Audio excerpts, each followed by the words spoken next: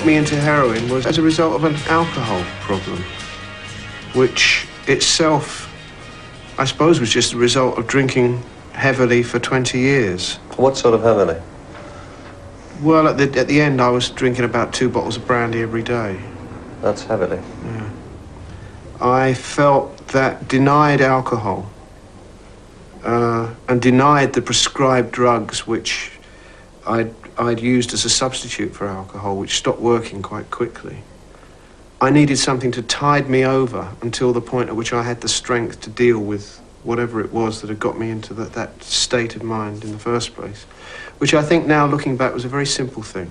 It was the fact that I couldn't bear to lose my family.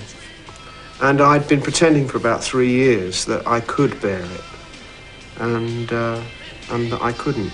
And I think I suddenly felt that I was an unfit father. And what I enjoy about now is that I know that I'm a very good father. And I think that's important to me, very important to me. What it relates back to is very much the course that I feel I might have missteered as a young man. In other words, that I perhaps was diverted in some way by becoming successful very young, and that blinded me to the very simple benefits and rewards of a lasting relationship with somebody. And I do miss that crazy, chaotic life. But obviously it didn't fit in at all gracefully with my growing family. It didn't fit in well. It didn't help my relationship with my wife. So to look back on those years, yeah, of course I miss it, but you know, there's a point at which I think you have to just admit that maybe you're a bit too old to prop up the bar till 4 in the morning. Can I have a drink, please? Weak tea with some honey in it. You must have heard the cautionary tale, the dangers hidden on the cul-de-sac trail. From why the folk who was beaten through it all, and the fading names sprayed up on the wall. We gotta judge the judge. We gotta find the fines. We gotta scheme the schemes. We gotta line the lines. We gotta stake the stakes. We gotta know the known. We gotta take the takes. We gotta show the shown. Try to place the place where we can face the face. Try to place the place where we can face the face. Got to face the place. Hi, Kai.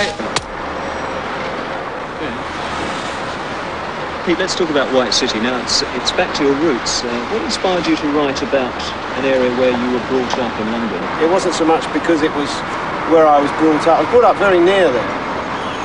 White City was a kind of a legendary place to me as a kid.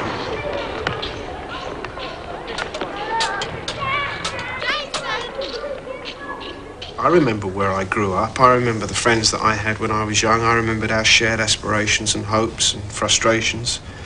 What's very difficult is to actually demonstrate that to somebody that I meet in the pub and they say, oh, you know, you were lucky, you know, you got away. And my response is, no, I wasn't lucky. Because what happened was that I feel I was sent away. I never ever wanted to be set apart. I hoped that my success would happen and leave me rooted. In other words, that I could be successful but still remain part of the troop. And so my main drive now is almost like a search for roots. The first time I arrived on the estate, the first thing that struck me was that it was a symbol, really, of post-war Britain.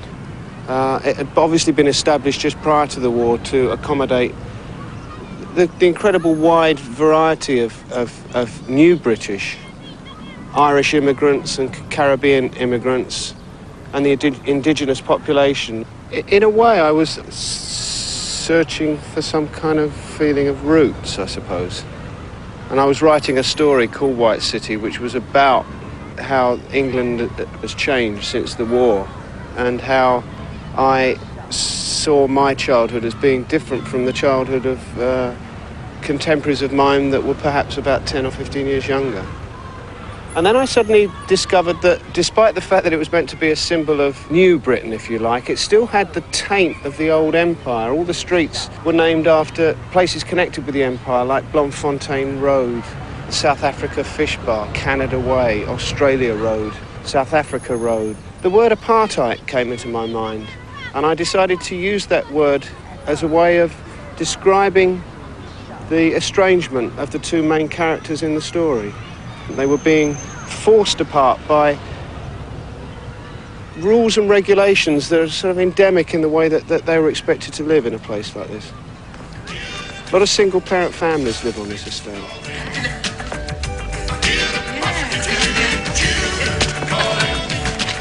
The important point is that wherever I was brought up,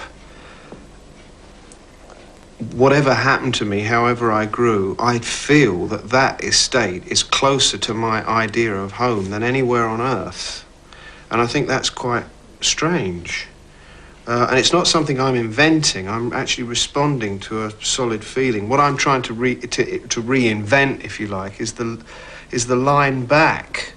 You know, why am I where I am today, and how has it happened, and why is it that I feel so deeply rooted in that kind of British microcosm?